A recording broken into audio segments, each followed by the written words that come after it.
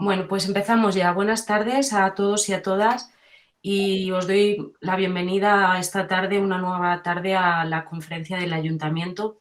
Como sabéis, estas conferencias son libres para todo el mundo, para todos los ciudadanos de Salamanca que quieran intervenir, independientemente que sean alumnos de la Universidad de la Experiencia o no. Y si tienen alguna duda en el código, pues se lo podéis pasar o nos pueden llamar y pedírnoslo, o incluso en la página web pueden acceder a la conferencia directamente. Comentaros, insisto, aunque sea repetitivo, que se cambia la hora a las 6:30, ¿vale? Para que si se lo comentáis a alguien estén pendientes a las 6:30 de la conexión. Y comentaros que nos acompaña esta tarde, y para mí es un placer recibirle, don José Carretero González. No sé si alguno habéis tenido la oportunidad de tener clase con él o le conocéis. Tenemos al decano de la Facultad de Medicina en la actualidad con nosotros, y además de ser el decano de la Facultad de Medicina y haber ocupado multitud, innumerables cargos de la gestión en la docencia académica, pues es catedrático en el Departamento de Anatomía y Embriología Humana desde el 2007, con nada más y nada menos que 45 años a sus espaldas en la docencia, si no alguno más, que a lo mejor no he restado yo del todo bien. Pues tenemos aquí a este eminente doctor y docente que es un placer y un orgullo tenerle con nosotros, claro que sí.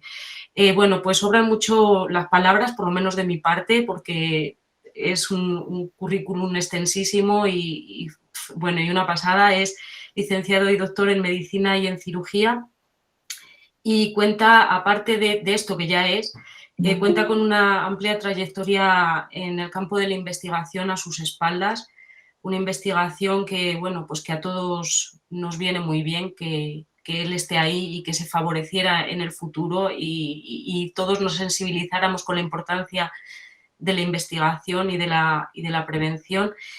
Y bueno, pues es director en el Instituto de Neuroendocrinología de Neurociencias de Castilla y León y director en el Laboratorio de Neuroendocrinología y Obesidad del Instituto Biosanitario de Salamanca también.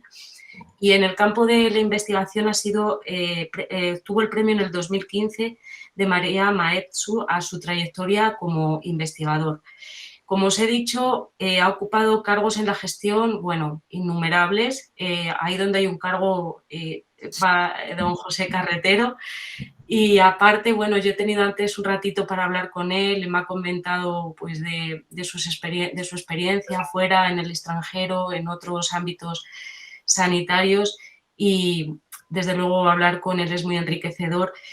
Nos va a hablar esta tarde de algo que nos interesa mucho a todos, que es el cuidado de la columna vertebral, que siempre casi que es la gran olvidada por todos nosotros y nos acordamos de ella solo cuando nos duele, que es muchas veces, y nos va a dar unas pautas y una visión para prevenir esos dolores, cuidando un poco la ergonomía, sobre todo en el hogar, que muchas veces pues no lo hacemos.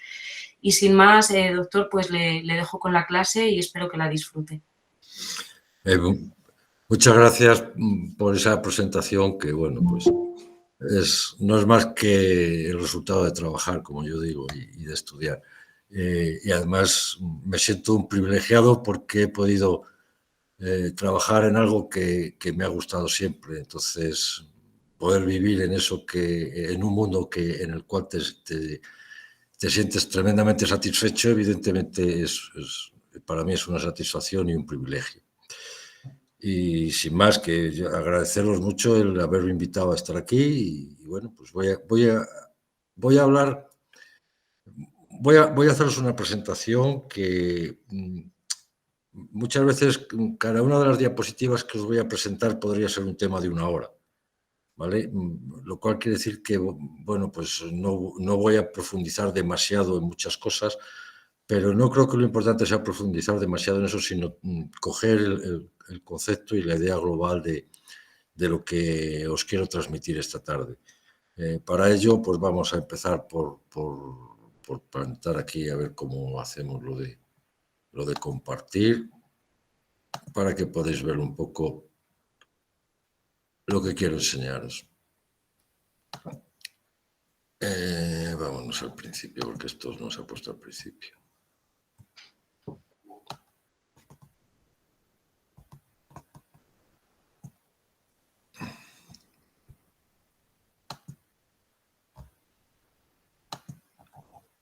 ¿Lo veis todos bien? Sí, perfecto, José.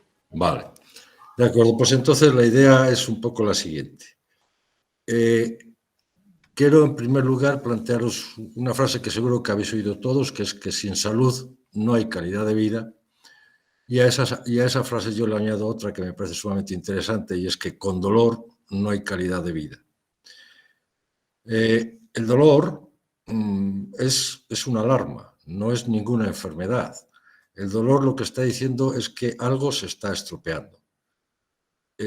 Por lo tanto, cuando uno tiene un dolor, bien, se lo puede quitar con un analgésico muy probablemente, pero que piense siempre que hay una causa detrás de ese dolor y que lo importante no es quitar el dolor, que uno se queda muy satisfecho cuando lo quita, pero lo importante es quitar la causa que nos está produciendo ese dolor. Para que os deis una idea de lo que supone el dolor de espalda, entre 52 y 64 años, los españoles, prácticamente el 31% de los españoles, tenemos dolor de espalda. Un dolor de espalda que llega a causar baja laboral y que además es más frecuente en la mujer que en el varón. Además, el 89% de la población que tiene más de 32 años ha tenido dolores repetidos en la espalda y esos dolores están apareciendo cada vez en edades más tempranas. Antes lo normal era que esos dolores aparecieran fundamentalmente entre los 40 y los 45 años y de ahí en adelante, mientras que ahora más de un tercio de la población que tiene menos de 30 años ha tenido ya crisis de lumbalgias, que son los dolores en la espalda en la parte baja, en la parte del abdomen. ¿Cómo podemos intentar evitarlo? Vamos a ver una serie de pautas para aprender a evitarlo. En primer lugar, tenemos que hablar del reparto de tiempo postural, que lo vais a ver enseguida. Es importante que sepamos cómo es nuestro esqueleto y en particular nuestra columna vertebral, qué es una postura corporal correcta y qué es una alineación corporal adecuada. Y luego después, pues hay muchos criterios para elegir o para actuar, que bueno, pues hablaremos un poquitín de ellos para que nos hagamos una idea de qué significa eso. El reparto de tiempo es diferente en el medio urbano que en el medio rural, en lo que se refiere al porcentaje de tiempo postural. O sea, nosotros, aunque podemos hacer millones de gestos corporales, tenemos tres posturas corporales básicas, que son estar de pie, estar sentado o estar tumbado. Pepe, ¿Sí? perdona que te interrumpa, discúlpame, de verdad, ¿estás pasando las diapositivas porque no las vemos pasar? Sí, sí las estoy pasando. Pues no pasan. ¿Y eso? ¿Qué cosa Pues más no rara? sé, vuélvelo a intentar a ver, porque no, yo por lo menos no las veo, no sé si los alumnos las están viendo. ¿Veis pasar las diapositivas? No, No, no se ven, no pasan. Vamos a ver. Ahora ya sí, ahora. ¿Así se las veis? Pues entonces Así sí. en vez de poner la pantalla completa, lo voy a poner así. Vale, perfecto, ¿Vale? como tú quieras. Perdona que te haya interrumpido. No, perfecto, me parece muy bien. Como iba diciendo, el reparto del tiempo, el porcentaje que adoptamos en cada postura, bipedestación, que es estar de pie, sedente sentado y yacente tumbado, es diferente dependiendo del medio urbano o del medio rural. Fundamentalmente, para que os hagáis una idea, donde más se afecta es en estar sentado y estar de pie. El estar tumbado, que suele ser lo que dormimos, pues es prácticamente igual. Sin embargo, en el medio rural, la bipedestación adquiere una importancia mucho más grande y la postura sedente es menor que en el medio urbano. Lo cual pues tiene sus consecuencias, como veremos luego después. Para entender todo esto, vamos a ver qué es la columna vertebral. La columna vertebral, también llamada raquis, es un tallo óseo que constituye el eje del cuerpo. O sea, nuestro cuerpo está formado por un tronco del cual emergen 5 apéndices, que son la cabeza, los 2 miembros superiores y los 2 miembros inferiores. Y el eje del tronco es la columna vertebral. Y la columna vertebral resulta de la superposición de 7 vértebras cervicales, 12 dorsales y 5 lumbares, o sea, que en total son 24 vértebras, y luego un hueso que resulta de la fusión de otras 5 vértebras que hubo al principio, que es el hueso sacro. Y tenemos una cola pequeñita que se llama coxis, que en vez de tener 46 vértebras como la de un perro, pues solamente tiene 2. En relación con la columna vertebral, unas pequeñas ideas para que lo entendáis. La columna vertebral tiene en la parte anterior, vamos a ver con el puntero, ¿veis el puntero? Se ve, ¿no? Toda esta parte anterior, que sería todo esto que vemos aquí, está formada por lo que se llaman los cuerpos vertebrales, que son piezas óseas muy macizas y que quedan unidas por un disco intervertebral y luego por una serie de ligamentos que discurren de arriba abajo. Y lo interesante es que a cada lado, entre dos vértebras, queda un orificio. ¿Por qué? Porque en el interior, vamos a ver la siguiente diapositiva, en el interior, si os fijáis aquí, queda un conducto. Cuando se superponen las vértebras queda un conducto, que se llama conducto raquídeo, y ahí está alojada la médula espinal. Y de la médula espinal, a cada lado, en cada segmento de la médula espinal, salen dos nervios espinales, uno derecho y otro izquierdo. Y esos nervios salen por esos agujeros que veíamos antes, que se llaman agujeros de conjunción. Cuando esto se estropee, por el motivo que sea, ese nervio va a estar o comprimido o inflamado. Y eso va a ser el origen del dolor que vamos a notar en la espalda o a veces en los miembros inferiores. Hay una parte de la columna, lo que se llama la columna torácica, que se continúa lateralmente con las costillas, que veis aquí, que forman la parrilla costal. Las costillas son unos huesos muy complicados, muy torsionados, pero la idea fundamental para que entendáis es que cuando elevamos las costillas, aumentamos el diámetro de delante y atrás del tórax y a la vez comprimimos el diafragma, que es un músculo que separa el tórax del abdomen, y aumentamos aproximadamente, puede llegar a ser hasta 1,5 litros el volumen que tiene la cavidad torácica, y de esa manera es como metemos aire. Entonces, lógicamente, esta parte en la que están las costillas es la parte menos móvil de la columna. ¿Por qué digo esto? Digo esto por una cuestión, y es que nosotros movemos el tronco en uno u otro sentido y la sensación que podemos tener es que lo estamos moviendo desde abajo, como si hubiera una bisagra abajo que permitiera los movimientos del tronco para, pues, cuando nos inclinamos hacia adelante o hacia un lado o giramos o lo que sea. Sin embargo, eso no es así. El resultado de los movimientos del tronco es el resultado de los pequeños desplazamientos que se producen entre cada una de las vértebras. Una vértebra con la otra es capaz de girar 1 grado o 1,5 grados, dependiendo de qué parte de la columna sea, y al final, cuando eso lo multiplicamos por 24, pues hemos conseguido un giro de 40 grados, cosas por el estilo, ¿no? Así es como funciona la columna vertebral. Y así es como movemos el tronco. Por lo tanto, cada vez que movemos el tronco, ponemos en funcionamiento absolutamente todos los elementos de la columna vertebral. ¿Por qué digo eso? Pues porque, fijaros bien, la columna vertebral, si la viéramos por delante o por detrás, la veríamos recta, pero cuando la miramos de lado, como es este caso, tiene una curvatura en la parte del cuello, otra curvatura opuesta en la parte del tórax y otra curvatura opuesta en la parte del abdomen. Esto es lo que se llaman, os digo los nombres porque que no digáis que no los habéis oído nunca, cifosis cervical, lordosis cervical, cifosis torácica y lordosis lumbar. Cada vez que nosotros ampliamos o modificamos una de estas curvaturas, las otras compensan y se alteran también. Y eso va a afectar a lo que llamamos la alineación corporal. ¿Qué es la alineación corporal? La alineación corporal es la disposición que tenemos nosotros, porque adoptamos posturas o gestos de una postura corporal de forma incorrecta y entonces alteramos lo que se llama el eje de gravedad. El eje de gravedad es una línea que parte de un orificio que hay en el cráneo que se llama agujero occipital y desciende para incidir entre los dos pies cuando estamos de pie apoyando sobre los dos pies. Entonces, ese eje debe pasar por una serie de sitios, como por poner un ejemplo, la vértebra lumbar segunda o la articulación de la cadera, la articulación del tobillo. Cuando el eje se va hacia adelante o cuando el eje se va hacia atrás, tenemos una alineación incorrecta.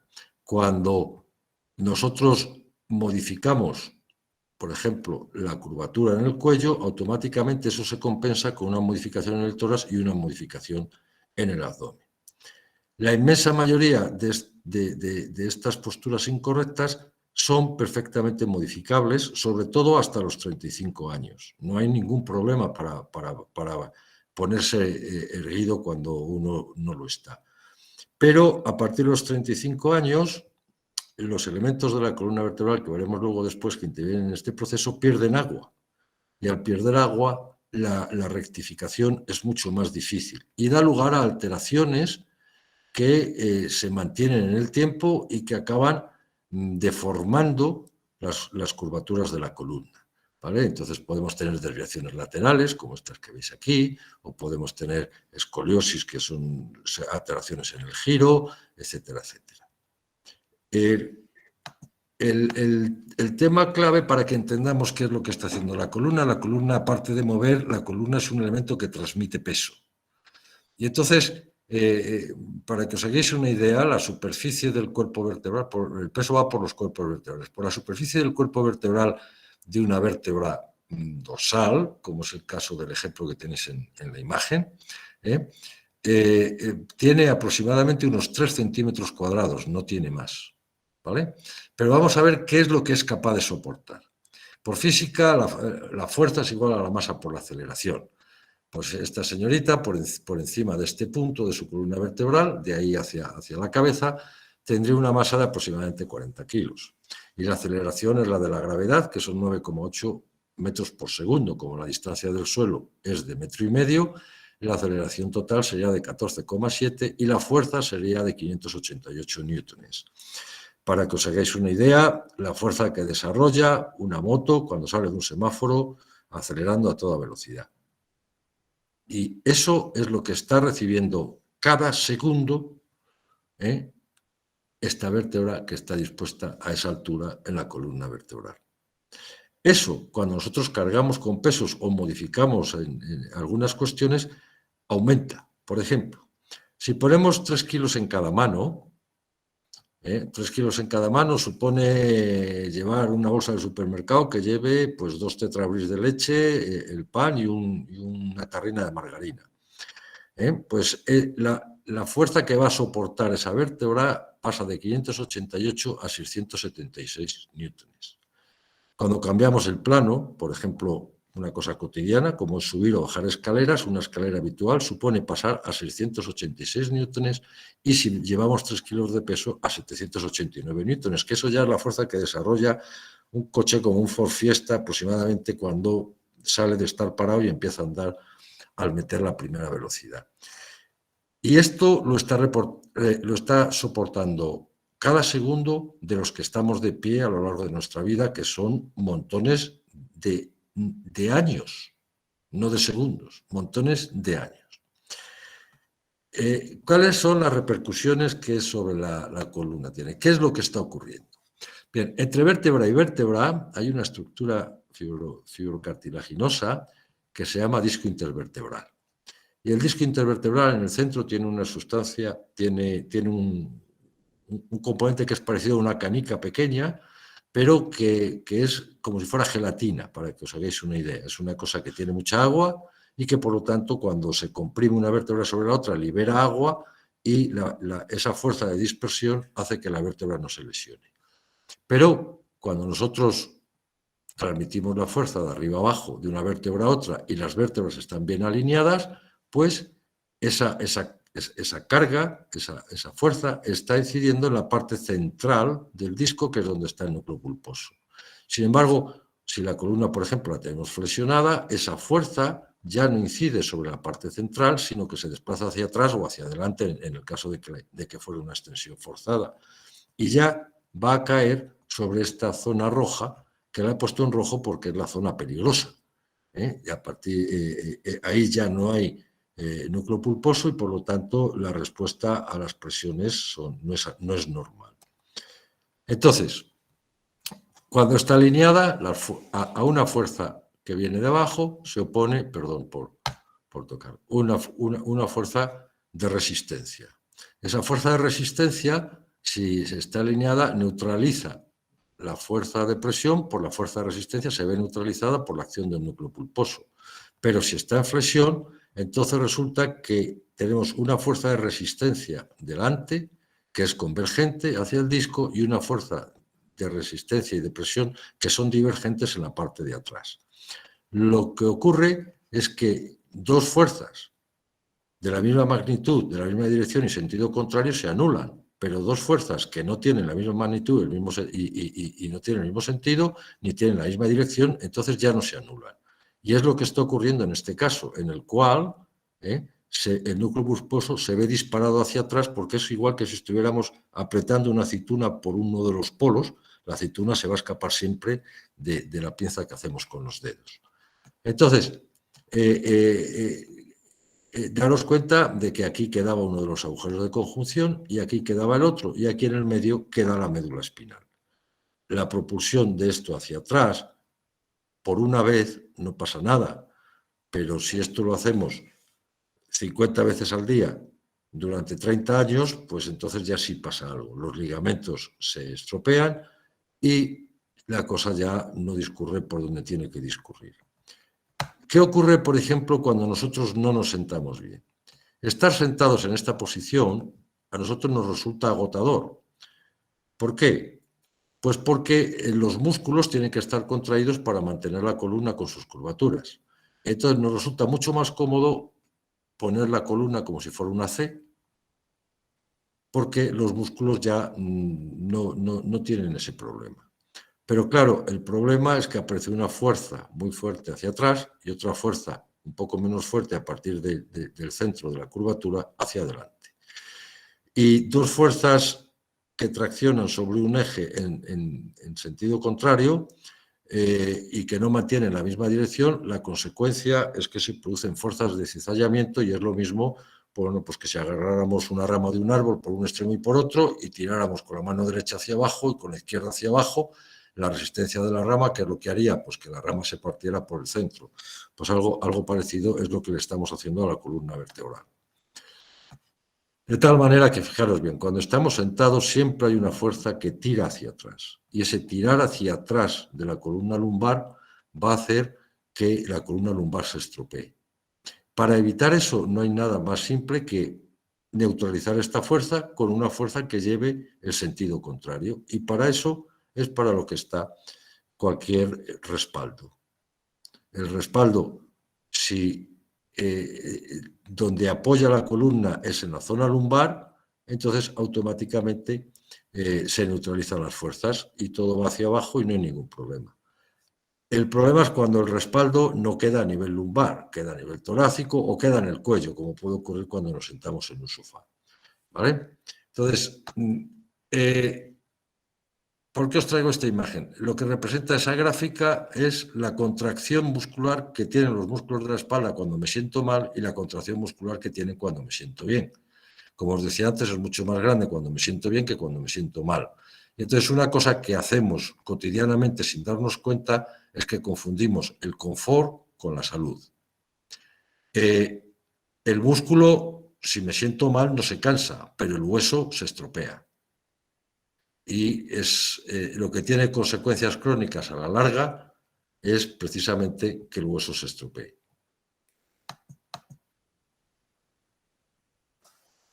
Cuando nosotros no adoptamos una postura correcta, bien sea por exceso de curvatura, como tenemos a la derecha, o por defecto de curvatura, como tenemos a la izquierda, como veis en los circulitos, hay zonas de choque de los huesos, y esas zonas de choque de los huesos son las que se van a estropear. Pero además vamos a tener una atrofia muscular, fundamentalmente la espalda, y la atrofia muscular deriva casi siempre de estar mal sentados. Luego después veremos eso un poquitín.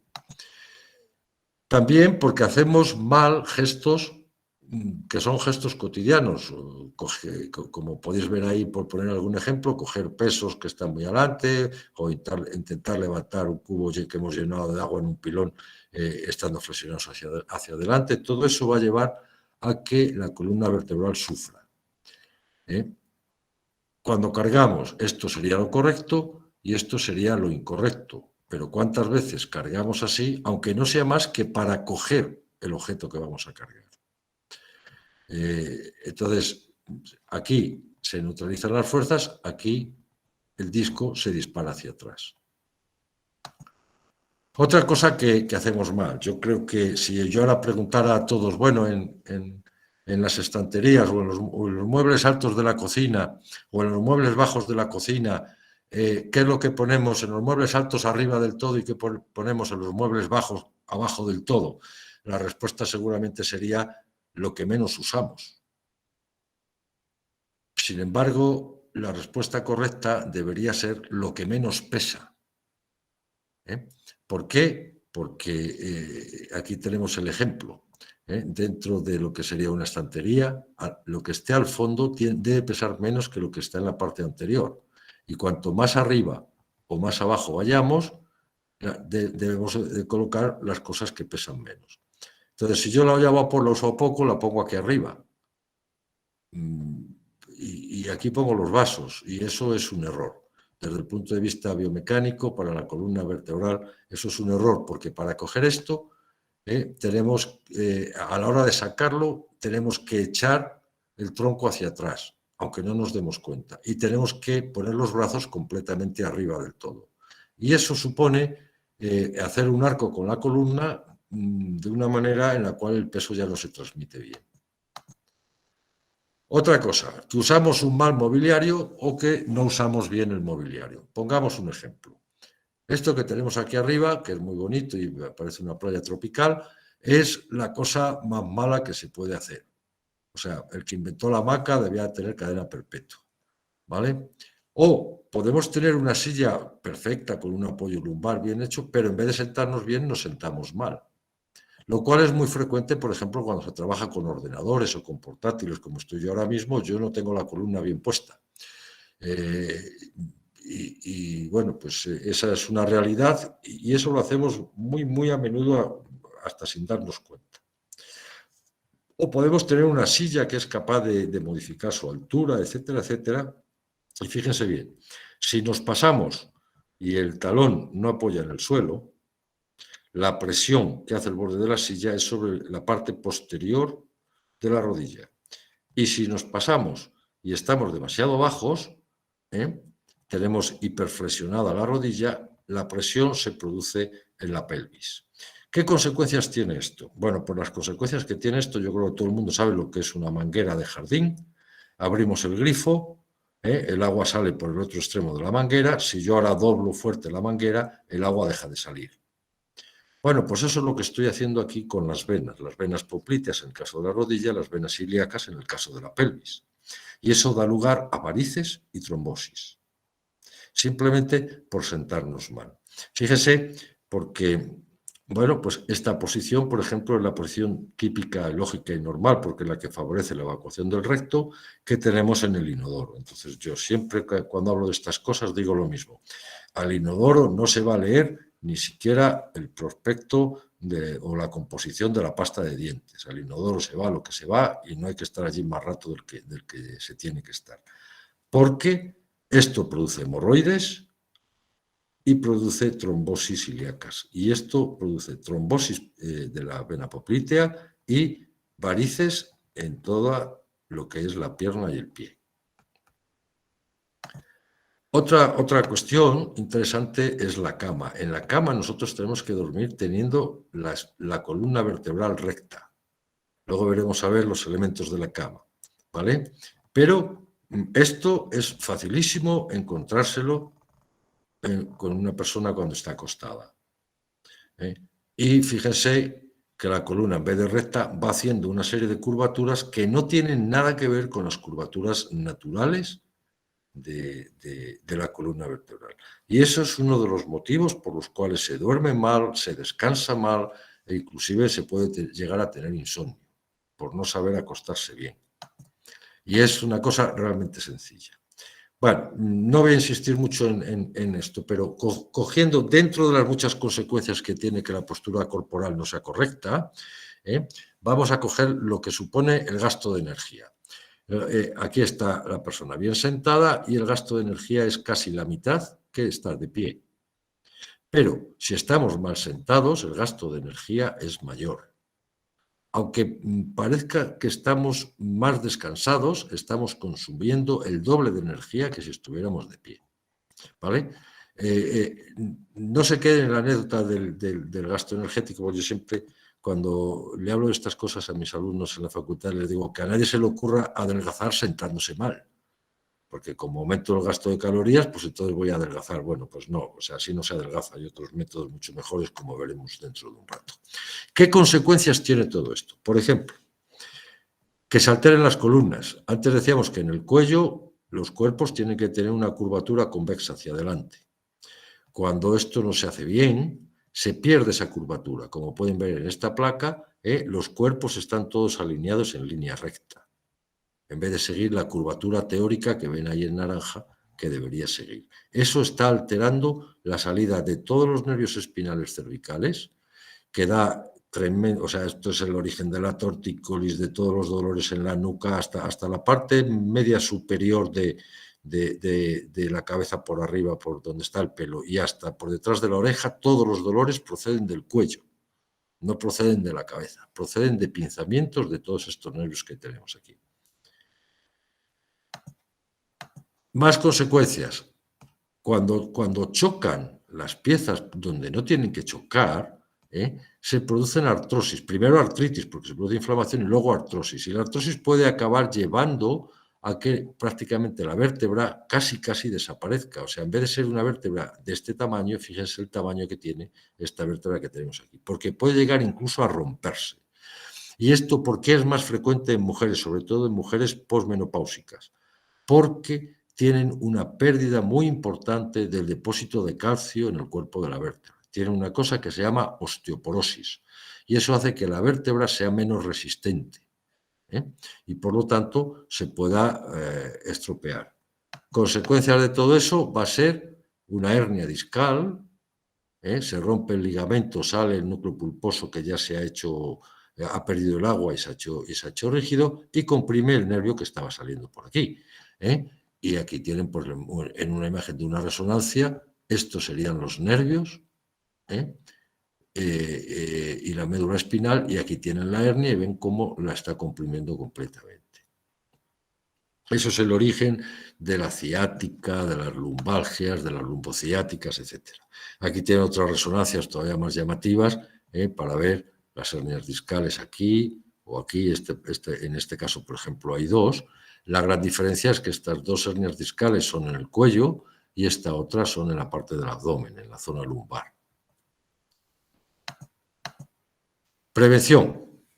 Diseñar correctos de los espacios. Bueno, ahí no vamos a entrar porque se comería no 45 minutos. Podríamos estar 2 tardes enteras hablando del diseño correcto.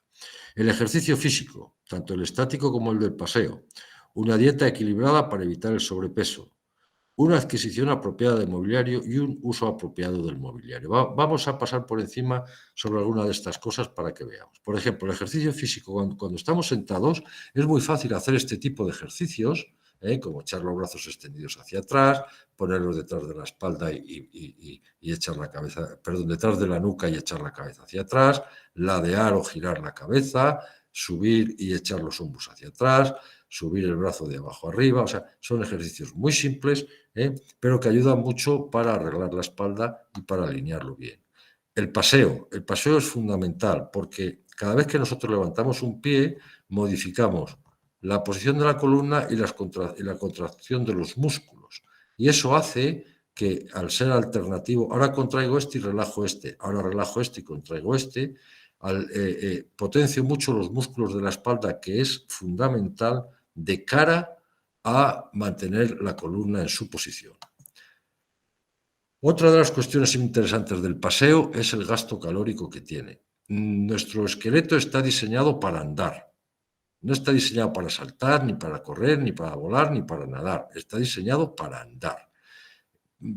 ¿Y cuál es la consecuencia del efecto del paseo? ¿Qué le recomiendo yo a toda la gente de mi edad para arriba? Yo ya tengo 64 años, o sea que de los 60 para arriba, yo le recomiendo a todo el mundo lo siguiente: dar un paseo diario, andar todos los días. ¿Cuánto? Entre 45 y 60 minutos. Pongamos por caso una persona que pesara en torno a 73 kilos y que anduviera a 4 kilómetros por hora, sin ir más lejos. Pues eso supondría que en cada minuto consumiría 3,5 calorías. ¿Vale? Esto, si ustedes se ponen a pensar, si yo ahora lo multiplico por 60, por hacer la cuenta fácil, estoy pues simple y llanamente en 210 calorías. ¿Vale? ¿Cuál es la importancia que tiene esta historia? Pues 7.000 calorías consumidas suponen 1 kilo menos de peso. 7.000 calorías aportadas sin consumir suponen 1 kilo más de peso. Entonces, la mejor forma, hasta un umbral, porque claro, el esqueleto no adelgaza, uno tiene que seguir teniendo corazón, hígado, riñones, porque si no se muere, entendámonos, pero hasta un umbral, que es el umbral de consumo de grasa, nosotros podemos mantener perfectamente controlado nuestro peso, sabiendo lo que comemos, porque necesitamos aproximadamente unas 2.500 calorías para vivir, simplemente para vivir, con una actividad física moderada. Y pues si yo peso 5 kilos de más, pues lo que tengo que hacer es quitarlos. Y la mejor manera de quitarlos es plantearme, voy a consumir 7.000 calorías durante un mes, que viene a ser andar a unos 5 kilómetros por hora una persona que pesara 72 kilos, pues tendría que andar aproximadamente unos 5 kilómetros por hora durante una hora todos los días, y en un mes habría perdido 7.000 calorías y por lo tanto habría perdido 1 kilo de peso sin modificar para nada la dieta que estaba tomando. Puede seguir comiendo exactamente lo mismo. ¿Cómo podemos evitar si estamos bien o estamos mal? Bueno, pues digamos que el índice más extendido, los hay mucho más exactos que este, ¿vale? Pero el índice más extendido es el índice de masa corporal. Uno se pesa y uno sabe cuánto mide, y entonces divide lo que pesa por su altura elevada al cuadrado en metros. Si mide 1,80, pues 1,80 por 1,80. Y pesa 80 kilos, pues divide 80 dividido por 1,80 por 1,80. Vale. Entonces, para que nos hagamos una idea, lo correcto que sería un índice que se situara entre 20 y 25 kilos por metro cuadrado. Eso sería lo correcto. Por encima es sobrepeso, hasta 30, de 30 a 35 obesidad leve, de 35 a 40 obesidad moderada, y por encima de 40 se debe considerar como obesidad mórbida. Pero ojo, también es malo bajar de los 20 kilos por metro cuadrado, porque aparecen dolencias pulmonares, desnutrición, edemas por faltas de proteínas, etcétera, etcétera. O sea que no, lo correcto es moverse entre 20 y 25 kilos. Para que se hagan una idea, yo en estos momentos estoy en 22,7. Pero el índice de masa corporal tiene un factor de corrección con la edad. Y es tolerable valores mayores. Yo he dicho antes que lo correcto sería entre 20 y 25, pero miren, cuando la persona está entre 35 y 45 años, se aumenta uno, de 45 a 55 aumenta otro, de 55 a 65 aumenta otro, y mayores de 65 años que tengan un índice de masa corporal entre 24 y 29 están absolutamente dentro de la normalidad. Perdón, es que al pasarlas así se va mucho más rápido. Bien, les he dicho antes que una de las cuestiones en la prevención es la adquisición apropiada de mobiliario. ¿Qué quiero decir con esto? Les voy a hacer 4 preguntas. ¿Cuántas veces pensamos en cómo somos antes de elegir elementos de nuestro entorno? O sea, cuando he ido a comprar una mesa para el comedor y las sillas para el comedor, ¿he pensado cómo soy o no? ¿Cuántas veces pensamos en la salud antes que en la presunción, el que dirán, el queda bien aquí o el me sienta bien? Por ejemplo, los zapatos de tacón, que son un pecado mortal. ¿Cuántas veces pensamos que es más importante invertir en salud que en irnos de crucero? ¿O por qué nos empeñamos financieramente para comprar un cochazo y no nos empeñamos por un buen sillón, una buena silla o una buena cama? Evidentemente, pensando fundamentalmente en el colchón. Pues, ¿qué tenemos que tener en cuenta cuando vamos a adquirir un mobiliario? Bueno, hay parámetros que debemos considerar, por ejemplo, datos antropométricos, cuánto mido, cuánto peso, etcétera, etcétera. Pero también, ¿qué capacidades operativas tengo? O sea, qué soy capaz de hacer de sentado, qué soy capaz de hacer de pie, porque sobre todo a partir de una cierta edad eso se va modificando. ¿Para qué quiero yo ese mobiliario? No es lo mismo una silla para escribir que una silla para comer o que una silla para ver la televisión, ¿eh?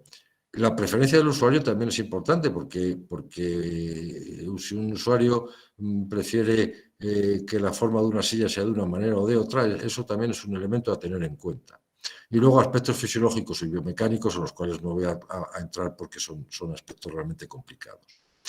Y les pongo ahí que generalmente es necesario tenerlos todos o considerarlos todos. Alguna anécdota para que entiendan un poco lo que yo les quiero decir. ¿Por qué la silla y el sillón deben tener apoyabrazos? Bueno, es fácil entender que un orejero o una butaca tenga apoyabrazos, pero lo de que la silla tenga apoyabrazos ya no es tan frecuente. ¿Y por qué es importante? ¿Porque se apoyan los brazos? No. En la inmensa mayoría de las ocasiones el apoyabrazos queda demasiado bajo como para apoyar los brazos y tener la espalda recta. Entonces, ¿por qué es importante? Miren, les voy a contar una anécdota para que entiendan la relevancia que esto tiene. Cuando yo estudiaba traumatología siempre se nos decía que las intervenciones de cadera para poner una prótesis de cadera en una artrosis debíamos retrasarlas lo más posible, porque en 8 o 10 años a lo sumo la prótesis se había desgastado y había que volver a operar a la persona, y era una persona que tendría más de 85 o 90 años y iba a ser muy problemático poder meter a esa persona al quirófano. Hoy en día ya no se hace así, ya se puede operar muchísimo antes, porque primero han cambiado las prótesis, ya no son prótesis de acero como eran entonces, y en segundo lugar, bueno, cuando a una persona se le pone una prótesis se le enseña cómo debe hacer determinadas cosas.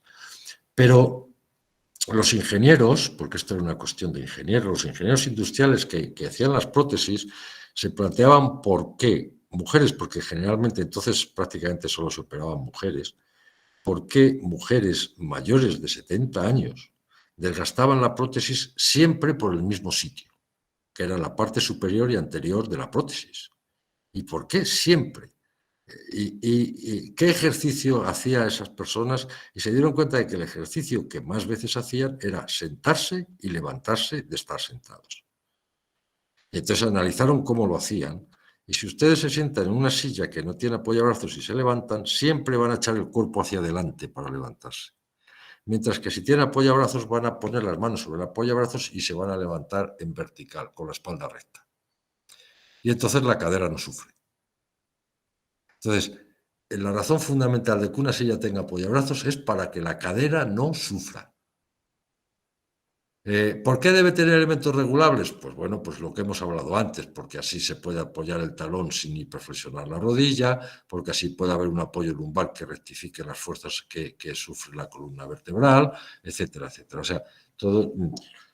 a veces, pues esos elementos que aumentan la ergonomía de la silla la hacen que sea menos fea y que no sea tan bonita, pues es posible, pero indudablemente de cara a la salud son mejores. Démonos cuenta de que nos podemos sentar, como ven ahí a la izquierda, erguidos, como ven en el medio hacia adelante o como ven a la derecha hacia atrás. ¿Cuál es la posición sedente adecuada? Muy simple. Es muy simple. Las tres son correctas, pero depende de para qué las estemos usando. Si ustedes cogieran un plano horizontal que pasara por la altura de los ojos, si el objeto que merece nuestra atención está a la altura de los ojos, lo correcto es estar sentados erguidos. Si el objeto está por debajo de ese plano, por poner un ejemplo, el plato de sopa cuando vamos a comer, lo correcto es estar sentados hacia adelante. Y si lo que estamos es haciendo reposo y el objeto, por lo tanto, está por encima del plano de los ojos, lo correcto es sentarnos hacia atrás. ¿Qué es lo que ocurre? Pues que, por ejemplo, nosotros nos sentamos a reposar viendo la televisión. ¿Y cómo tenemos la televisión? ¿Está por encima de los ojos? ¿Está a la altura o está por debajo? ¿Y en dónde nos estamos sentando? ¿En un taburete, en una silla clásica de comedor o en el sofá? Si nos sentamos en el sofá, la tele tiene que estar aquí arriba, no aquí abajo. Bueno, pues cosas de ese tipo pues son realmente importantes. He cogido este ejemplo porque esto es un ejemplo sacado de la televisión, una foto que saqué con el móvil de un anuncio de televisión en el cual te hablan de la buena compra y de lo bueno que es un vibrador para los pies, para tu circulación. Pero fíjense qué postura tiene esa señora, cómo tiene la columna vertebral, y encima está sentada en un sitio en el cual, fíjense, de delante a atrás, este sofá, la distancia que tiene cuando de la nalga a la rodilla esta señora solamente mide esto. O sea que el respaldo, en vez de estar aquí, debería estar aquí. ¿Vale? Entonces, y encima no tiene apoyabrazos para levantarse de ahí. Bueno, por eso digo por qué el sofá es un pecado mortal. Creo que con ver la imagen no hace falta tampoco dar mucha explicación. ¿Y la cama? Bueno, la cama tiene 3 elementos. Todo lo demás que ven aquí en esta foto son adornos. La cama tiene 3 elementos: el somier, el colchón y la almohada. Para lo que nos interesa desde el punto de vista de la ergonomía. El somier, bueno, pues un somier de láminas así, que los venden, es igual que si uno se echa encima de una parrilla. Cuando ustedes ponen un chuletón en la parrilla y lo levantan, lo que levantan está completamente ondulado. Pues así queda nuestro cuerpo en un somier como este. Si es de láminas, lo que aquí es aire tiene que ser madera, y lo que aquí es madera puede ser aire. Pero lo más correcto, lo ideal, es el plano continuo. Eso es lo ideal, porque la función que tiene el somier es única y exclusivamente soportar el peso. No hace falta que una zona soporte más peso que otra. No, el somier debe soportar el peso, punto. El resto de los considerandos ergonómicos los tenemos que arreglar con lo que sería el colchón. El colchón es el que se tiene que ajustar a nosotros, no nosotros al colchón. Los colchones pueden ser de muelles, pueden ser de látex, pueden ser de espumación, pero todos tienen sus ventajas y sus inconvenientes. Por ejemplo, los colchones de muelles son buenos porque tienen una dureza buena para mantener el cuerpo, pero tienen un envejecimiento desigual. Nosotros muchas veces cogemos y decimos que el colchón, este colchón de muelles lo tengo que cambiar porque hay un muelle que se le ha saltado y me lo clavo cada vez que me acuesto. Y dice, no se mete usted con ese muelle, que es de todos los muelles del colchón el único que mantiene la resistencia original. Los que están estropeados son todos los demás. ¿Vale? Lo mejor desde el punto de vista ergonómico es un colchón de espumación, de estos que tienen distintas capas de espumación y que tienen un viscoelástico en la parte superficial, porque la capa viscoelástica se adapta a las curvaturas del cuerpo. Y la almohada igual. Lo importante de la almohada es que la altura de la almohada debe ajustarse a la distancia que tenemos entre la oreja y el hombro. Y luego debe ser individual, no debe ser compartida. ¿Vale? Y para terminar con todo este rollo que les estoy soltando, es necesario considerar todo esto, pero la respuesta que les doy es sí. Pero no solo al comprar el colchón, también al preferir una butaca antes que un sofá, al comprar las sillas con apoyabrazos, al colocar la tele a mayor altura, al colocar el horno en la cocina, que si está muy alto no lo vertemos y si está muy bajo no lo vamos a subir ergonómicamente bien, al decidir cómo coloco las cosas, al rechazar los zapatos de tacón, etcétera, etcétera. Cualquiera de esas cosas, ¿vale? Y nada más, muchas gracias por haber estado conmigo este rato. Si tienen cualquier pregunta, pues estaré encantado de resolverla. Muchas gracias, Pepe. Muy interesante la charla, realmente. Hemos aprendido, pues yo por lo menos mucho. Y nada, os dejo la palabra a los alumnos para que si queréis preguntar, pues podéis hacerlo con toda libertad. Aprovechar. Muy bien.